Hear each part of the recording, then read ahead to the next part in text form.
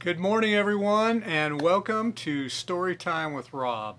So glad you could join me today. It's a beautiful Sunday morning, and I have a great little excerpt from a book that my wife actually purchased, and I just loved this section, and it made me really think. It's called The Man on the Mountaintop by Susan Trott. And I hope you enjoy this as much as I did. It really made me think. So pay close attention. The line. There was a holy man who lived in a hermitage on a mountain. Although solitary, it was not strictly a hermitage, because some monks lived there with him.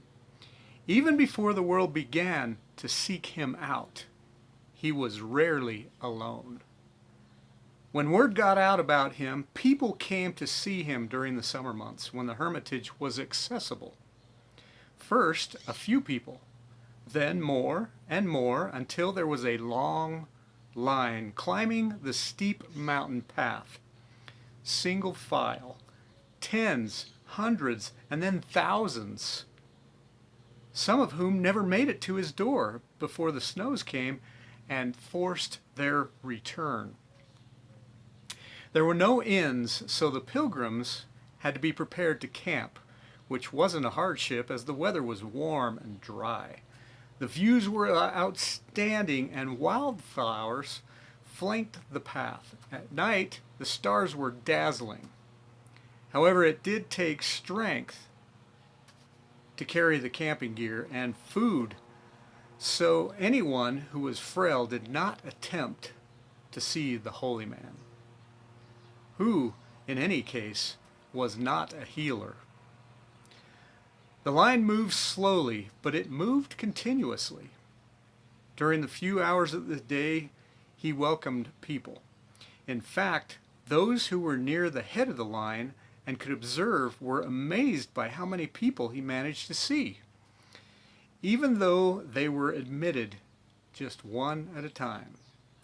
Sometimes pilgrims had to step aside for one of the monks who lived with the holy man as he or she stepped rapidly and lightly upon the path, carrying supplies from the town 10 miles below. These men and women were easily distinguished by their wheat-colored robes.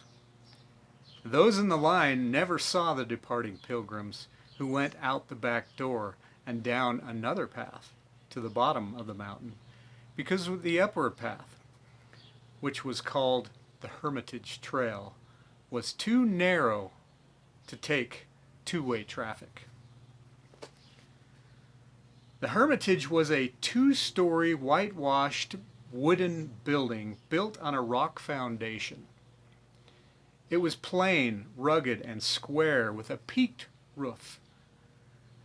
There was no ornament, no cross on the roof, no Star of David over the door, no stone Buddha in the garden. No garden for that matter. It was a no-frills hermitage.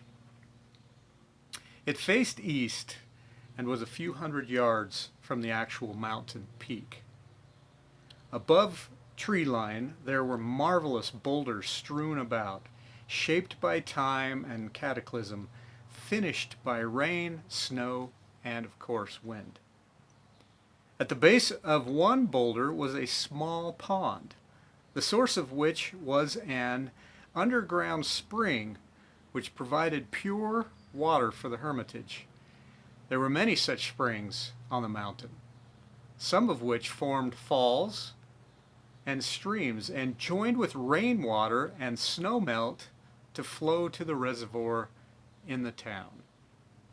Flamboyant birds and flowers adorned the gray rocks, and the sky was an unstained canvas for clouds and flyways.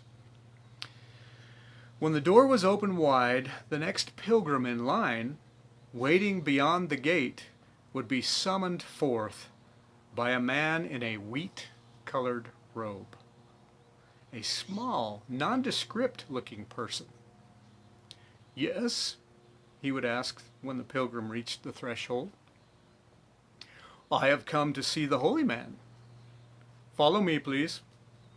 He or she would then follow the small man through the house along a hallway with doorways open to various rooms, which the pilgrim would peek hastily, but the monk ahead was moving so very quickly through the house that the pilgrim couldn't linger, literally had to rush after him.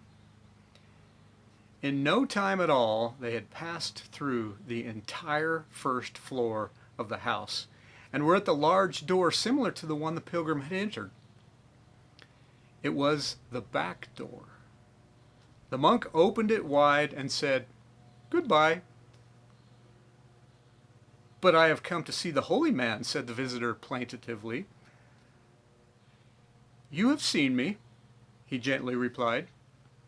And the next thing the pilgrim knew, he would be outside the door, solidly closed behind him.